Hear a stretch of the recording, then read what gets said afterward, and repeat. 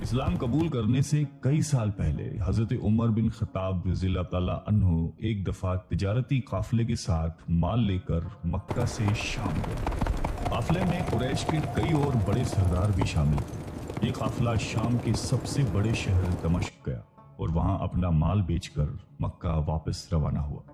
تھوڑا سا فاصلہ طے کرنے پر حضرت عمر کو یاد آیا کہ ان کی ایک رشتہ دار خاتون نے انہیں کچھ سونا دیا تھا کہ اسے بیچ کر اس کے لیے کچھ کپڑے وغیرہ لیتے آئے۔ انہوں نے اپنے قافلے کے ساتھیوں سے کہا کہ فلاں عورت کا کام کرنے واپس دمشق جا رہا ہوں، کوشش کروں گا کہ یہ کام کر کے جلدی واپس آ جاؤں۔ حضرت عمر دمشق واپس گئے تو بازار بند ہو چکے تھے۔ مجبوراً وہ ایک مسافر خانے میں ٹھہرے اور سو گئے۔ تھوڑی دیر کے بعد اللہ کا ایک بندہ مسافر خانے میں آیا۔ اس نے حضرت عمر کو جگایا اور اپنے ساتھ اپنے گھر لے آیا۔ یہ بات واضح نہیں تھی کہ وہ شخص حضرت عمر کو پہلے سے جانتا تھا یا ان کے والد خطاب سے ان کی واقفیت تھی۔ انہوں نے حضرت عمر کی بڑی خاطر و مدارت کی۔ کھانا کھا کر تو وہ سو گئے اور ان کا میزبان رات بھر عبادت کرتا رہا۔ صبح کو حضرت عمر بیدار ہوئے تو ان کے میزبان نے کہا کہ اکیلے بازار مت جانا، بازار میں لٹیرے اکثر مسافروں کو لوٹتے رہتے ہیں، میرے ساتھ چلنا۔ یہ کہہ کر وہ سو گیا کیونکہ رات بھر جاگ رہا تھا۔ حضرت عمر نے اسے جگانا مناسب نہیں سمجھا اور اکیلے ہی بازار چلے گئے۔ ابھی بازار کھلا بھی نہیں تھا، وہ بازار کھلنے کا انتظار کرنے لگے۔ کچھ دیر کے بعد ایک عیسائی پادری اپنے نوکروں کے ساتھ آیا اور حضرت عمر کی طرف اشارہ کر کے اپنے نوکروں کو حکم دیا کہ اس شخص کو پکڑ لو۔ A moment, venerable father. Our leader wishes to speak with you. یہ گرجے کا کام بہت اچھی طرح سے کر لے گا۔ اس زمانے میں حضرت عمر بڑے تنو مند پہلوان تھے۔ پادری کے نوکروں نے اس کو پکڑ لیا اور ایک پرانے گرجے میں لے گئے۔ پادری نے اس کو ایک ہتھوڑا دیا اور اس کو گرجے کی ایک دیوار توڑنے پر لگا دیا۔ ایسا معلوم ہوتا تھا کہ وہ اس جگہ پر ایک نیا گرجا بنوانا چاہتا تھا۔ حضرت عمر دن بھر کام کرتے رہے۔ کہیں شام کو جا کر چھٹی ملی، وہ تھکے ہارے واپس مسافر خانے میں آ کر بیٹھ گئے۔ پہلے ہی دن والا نیک آدمی پھر آیا اور اس نے پوچھا کہ آپ کدھر چلے گئے تھے؟ حضرت عمر نے اسے سارا قصہ بتا دیا۔ وہ شخص آج بھی ان کو اپنے گھر لے گیا اور ان کی بڑی خاطر و مدارت کی اور انہیں تاکید کی کہ کل بازار جاتے وقت مجھے ساتھ لے جانا۔ اس کے بعد وہ عبادت میں مشغول ہو گیا اور حضرت عمر سو گئے۔ دوسرے دن حضرت عمر بیدار ہوئے تو اپنے نیک میزبان کو سوتے پایا۔ انہوں نے اب کی بار بھی اس کو جگانا مناسب نہیں سمجھا اور اکیلے ہی بازار چلے گئے۔ اتفاق سے پھر وہی پادری اپنے نوکروں کے ساتھ آیا اور حضرت عمر کو پکڑ کر ساتھ لے گیا۔ ان کو غصہ تو بہت آیا، لیکن کیا کرتے، غیر ملک میں وہ اکیلے تھے اور کوئی ہتھیار بھی پاس نہیں تھا۔ دوسری طرف پادری کے ساتھ 7-8 نوکر تھے اور وہ سب ہتھیار بند تھے۔ پہلے دن کی طرح ہی حضرت عمر ہتھوڑے کے ساتھ گرجے کی دیوار توڑتے رہے۔ جب دھوپ تیز ہوئی تو پادری اور اس کے نوکر انہیں کام میں مشغول دیکھ کر چلے گئے اور حضرت عمر دیوار کے سائے میں دم لینے کے لیے بیٹھ گئے۔ اتنے میں وہ پادری گھوڑے پر سوار چپکے سے آیا اور حضرت عمر کے سر پہ ضرب لگائی اور کہا کہ ہم سب گھر گئے تو نے کام ہی چھوڑ دیا۔ اب حضرت عمر کو صبر کی تاب نہ رہی۔ انہوں نے ادھر ادھر نظر دوڑائی، ہر طرف سناٹا تھا۔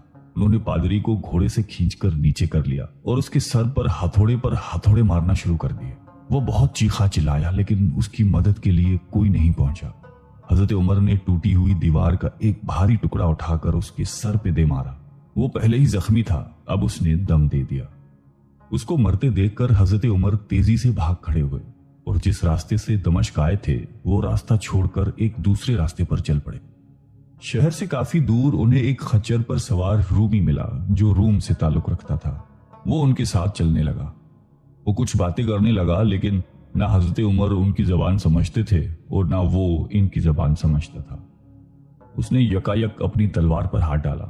حضرت عمر سمجھ گئے کہ وہ ان پر وار کرنا چاہتا ہے۔ انہوں نے فوراً ہی خچر سے اسے کھینچ لیا اور اس سے تلوار چھین کر ایک ہی وار میں اس کا کام تمام کر دیا۔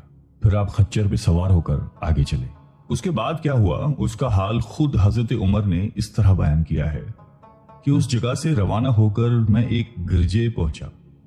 یہاں عیسائیوں کی ایک جماعت رہتی تھی۔ मैं गिरजे के अंदर दाखिल हुआ तो गिरजे में रहने वाले सब लोग मेरे इर्द गिर्द जमा हो गए और मुझसे मेरे हालात के बारे में पूछने लगे। फिर वो अपने पादरी के पास मुझे ले गए। पादरी मुझे निहायत गौर से देखने लगा और उसके बाद कहने लगा कि ऐसा मालूम होता है कि तुम्हें किसी चीज का खौफ है। मैंने कहा कि तुमने कैसे अंदाजा लगा लिया कि मुझे किसी चीज का खौफ है। उसने मेरे सवाल को टाल दिया और कहा कि आप जब तक चाहें यहाँ ठहरें, आपको यहाँ किसी किस्म का कोई खतरा नहीं, आप हमारी हिफाजत में हैं। फिर उस पादरी ने मुझे अपने घर में मेहमान की तरह रखा और मेरी निहायती खातिरो मदारत की और फिर पूछा कि आप कौन हैं। मैंने उसे बताया कि मैं मक्के का रहने वाला हूं और कबीला कुरैश से ताल्लुक रखता हूं। तिजारती काफले के साथ शाम आया था। तिजारत का माल बेचने के बाद एक जरूरी काम के लिए मुझे अपने काफले से जुदा होकर वापस दमिश्क जाना पड़ा। अब मैं अपने वतन वापस जा रहा हूं और रास्ता भटक कर यहां आ निकला हूं। पादरी मुझे गौर से देखता रहा और बार बार तरह तरह के सवाल करता रहा। मैंने उनके यहाँ निहायती आराम से रात बसर की। सुबह को आपने पूछा कि आपका इरादा यहाँ ठहरने का है या आगे जाने का। मैंने कहा कि अब मैं आपसे रुखसत होना चाहूंगा। ये सुनकर पादरी ने अपना एक शानदार गधा, जो बड़ा खूबसूरत और निहायती तेज रफ्तार था, ले आया। उस गधे की पीठ पर खाने की मजेदार चीजें और कीमती तोहफे भरे हुए थे और फिर कहने लगा कि आप इस गधे पर सवार हो जाएं और चल पड़े। रास्ते में आपका गुजर किसी ईसाई के मकान के पास से होगा तो वो आपको इस गधे पर सवार देखकर आपकी बेहद ताजीम करेगा और आपकी खातिर मदारत में कोई कसर नहीं छोड़ेगा। ये कहकर पादरी ने मेरा हाथ पकड़ा और तन्हाई में लेकर कहने लगा कि ए उमर, आप पर मेरा हक वाजिब हो गया। मैंने कहा बेशक। उसने कहा आपका ताल्लुक एक मौजिज़ कौम से है, मेरी आपसे एक गरज है। मैंने कहा कि आप बयान कर ले, लेकिन हैरत की बात है कि आप जैसा बड़ा आदमी मुझ जैसे परेशान हाल मुसाफिर से कोई गरज रखता। उसने बड़े यकीन भरे लहजे में कहा कि सुने, मैं एक ऐसा आदमी हूं जिससे अल्लाह ने आसमानी किताबों का इल्म अता किया है।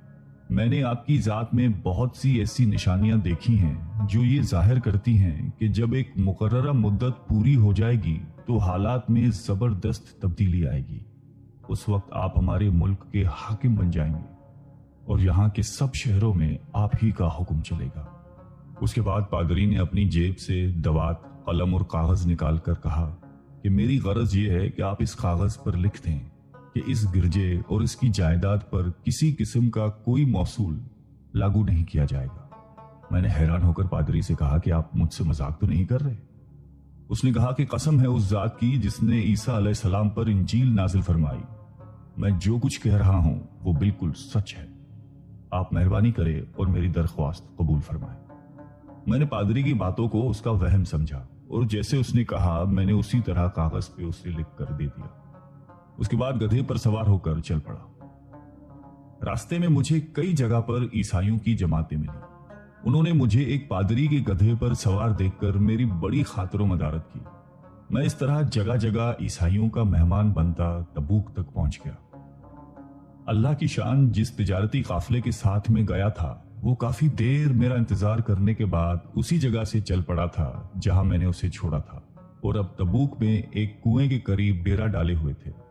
काफले वाले मेरे साथी मुझे देखकर मेरी तरफ दौड़ पड़े और मुझसे मिलकर बहुत खुश हुए और कहने लगे कि इब्ने खत्ताब, हम लोग तुम्हारा इंतजार करते करते बिल्कुल मायूस हो गए तो हमने इस मकाम को कूच कर दिया जहां से तुम वापस दमिश्क गए थे, मगर तुम्हारे बारे में हम सख्त परेशान थे। ये तो बताओ कि इतने दिन तुम कहाँ रहे। मैंने वो तमाम हालात बयान किए जो मुझे पेश आए, लेकिन पादरी से जो मेरी गुफ्तगू तन्हाई में हुई वो बिल्कुल जाहिर नहीं की, क्योंकि मैं पादरी की इस बातों को उसका वहम समझता था और उसके अकीदे की कमजोरी समझता था। कुरैश के एक सरदार अबू सुफियान भी उस काफिले में शामिल थे। उन्होंने मुझे इस शानदार गधे पर सवार देखकर कहा, अरे तुम लोग इस नौजवान की इकबालमंदी तो देखो, इसे किसी ऐसे मैदान में छोड़ दिया जाए जहां न पानी हो न सब्जा, फिर भी इसे रिज़्क मिल जाएगा। पादरी ने रुखसत करते वक्त मुझसे कहा था कि जब मैं अपने साथियों के पास पहुंच जाऊं और गधे की जरूरत ना रहे तो उसकी रस्सी को मजबूती से बांधकर गधे को उसी जगह पर छोड़ दूं। लिहाजा मैंने ऐसा ही किया। ये देखकर अबू सुफियान ने कहा कि अरे तुमने क्या कर दिया, गधे को इसी जगह पे छोड़ दिया जहां पे चोर उचक्के और दरिंदे अक्सर गुजरते रहते हैं। मैंने कहा इसके मालिक ने मुझे ऐसा ही करने की हिदायत की थी। وہ اس کی عادتوں سے زیادہ واقف ہے۔ اب وہ جگہ گدھے والا کنواں کے نام سے مشہور ہے۔ وہاں سے روانہ ہو کر ہمارا قافلہ مکہ پہنچا۔ میری اور پادری کے درمیان جو گفتگو ہوئی تھی وہ مجھے بھلائے نہ بھولتی تھی۔ پہلے تو کئی دن تک میں نے اسے اپنے دل میں ہی رکھا، پھر مجھ سے ضبط نہیں ہوا اور یہ راز میں نے اپنے رشتہ دار خاتون کے سامنے ظاہر کیا جس نے مجھے سونا دیا تھا۔ وہ بڑی عقل مند خاتون تھی۔ اس نے مجھ سے کہا کہ اے ابن خطاب، میں تمہارے بچپن ہی سے تم میں اچھی نشانیاں دیکھ رہی ہوں۔ جب تم بہت چھوٹے بچے تھے تو میں نے ایک دفعہ خواب میں دیکھا کہ تم لمبے ہوتے جا رہے ہو اور تمہارا قد اتنا لمبا ہو گیا ہے کہ اس نے آسمان کو چھو لیا ہے۔ یہ دیکھ کر میں نے خواب میں کہا کہ ارے یہ میرے بچے کی کیا حالت ہو گئی ہے۔ کسی نے کہا کہ یہ لڑکا دنیا اور آخرت میں بھلائی پانے والا بنے گا۔ جاہلیت کے زمانے میں اس قسم کی باتوں کا مطلب میرے سمجھ میں نہیں آتا تھا۔ مکہ میں ایک شخص اہل کتاب یعنی یہود و نصارہ میں سے تھا جو بہت گمنام تھا۔ عام لوگ تو اس سے واقف بھی نہیں تھے، لیکن قریش کے کچھ سردار اسے پہچانتے تھے اور اس کی بہت عزت کرتے تھے۔ ایک دن دوپہر کے وقت میں اس کے ہاں گیا اور اس سے جا کر کہا کہ میں آپ سے چند باتیں کرنا چاہتا ہوں اور چاہتا ہوں کہ آپ ان کو اپنے دل میں راز بنا کر رکھیں اور کسی کے سامنے ظاہر نہ کریں۔ اس نے ایسا کرنے کا وعدہ کیا تو میں نے اپنے سفر کے تمام واقعات اس کے سامنے بیان کر دیے اور اپنے رشتہ دار خاتون کے خواب کا بھی ذکر کیا۔ جب میں اپنی گفتگو ختم کر چکا تو اس نے کہا کہ ابن خطاب، جس کو تم نے موصول کی معافی کا وعدہ لکھ کر دیا ہے وہ اس زمانے میں عیسائیوں کا سب سے بڑا عالم ہے۔ جو کچھ اس نے کہا وہ سب سچ ہے اور جلد ہی وہ سچ تمہارے سامنے آ جائے گا۔ جہاں تک تمہاری رشتہ دار خاتون کے خواب کا تعلق ہے تو اس سے یہ ظاہر ہوتا ہے کہ مکے میں ایک بہت بڑا انقلاب آئے گا۔ زمانہ ایک نئی صورت اختیار کرے گا اور آنے والے زمانے کے آسمان اور زمین بدل جائیں گے۔ میں وہاں سے گھر چلا آیا اور اس کی ساری باتیں اپنے دل میں لیے رہا۔ تھوڑے ہی عرصے کے بعد قریش کی مجلسوں میں آپ صلی اللہ علیہ وآلہ وسلم کا ذکر ہونے لگا۔ یہ لوگ اس بات پر چڑھتے تھے کہ محمد صلی اللہ علیہ وآلہ وسلم اپنے آپ کو اللہ کا رسول کہتے ہیں، لوگوں کو بتوں کی پوجا کرنے سے منع کرتے ہیں اور ایک اللہ کو ماننے پر زور دیتے ہیں۔ جلدی اللہ تعالیٰ نے اسلام کو ظاہر کر دیا اور مجھے یقین ہو گیا کہ حالات وہی صورت اختیار کر رہے ہیں جس کی طرف آسمانی کتابوں کے عالم شام کے پادری نے اشارہ کیا تھا۔ نبوت کے چھٹے سال حضرت عمر نے اسلام قبول کر لیا اور رسول اللہ صلی اللہ علیہ وآلہ وسلم کے جان نثار ساتھی بن گئے۔ 11 ہجری میں آپ صلی اللہ علیہ وآلہ وسلم نے اس دنیا سے پردہ فرمایا تو حضرت ابو بکر مسلمانوں کے پہلے خلیفہ بنے۔ 13 ہجری میں انہوں نے وفات پائی تو حضرت عمر خلیفہ بنے۔ ان کے سفر نامے کی روایت کرنے والے راوی کا بیان ہے کہ حضرت عمر فاروق اپنے خلافت کے زمانے میں شام تشریف لے گئے تھے تو ایک بہت بوڑھا آدمی جس کے بال برف کی طرح سفید ہو چکے تھے عیسائیوں کی ایک جماعت کے ساتھ ان کی خدمت میں حاضر ہوا اور عرض کیا کہ اے امیر المومنین، کیا آپ مجھے جانتے ہیں؟ حضرت عمر نے فرمایا کہ اگر آپ شام کے فلاں نگر کے پادری ہیں تو میں آپ کو پہچانتا ہوں۔ اس نے کہا کہ جی ہاں، میں وہی پادری ہوں۔ حضرت عمر فاروق رضی اللہ تعالیٰ عنہ نے فرمایا کہ میں نے آپ سے لکھ کر جو عہد کیا تھا وہ آج بھی قائم ہے۔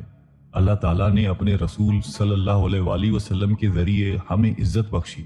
انہوں نے ہمیں اللہ تعالیٰ کی پسندیدہ دین اسلام کی طرف دعوت دی اور ہم نے یہ قبول کی۔ آپ ہی نے مجھے ان باتوں سے آگاہ کیا تھا۔ اب آپ کو کون سی چیز اسلام سے قبول کرنے سے روکتی ہے؟ بوڑھے پادری نے حضرت عمر کی باتیں سن کر اسی وقت اپنے ساتھیوں سمیت کلمہ پڑھ کر اسلام کی دولت حاصل کر لی۔ اللہ تعالیٰ ہم سب کو قلب سلیم عطا فرمائے۔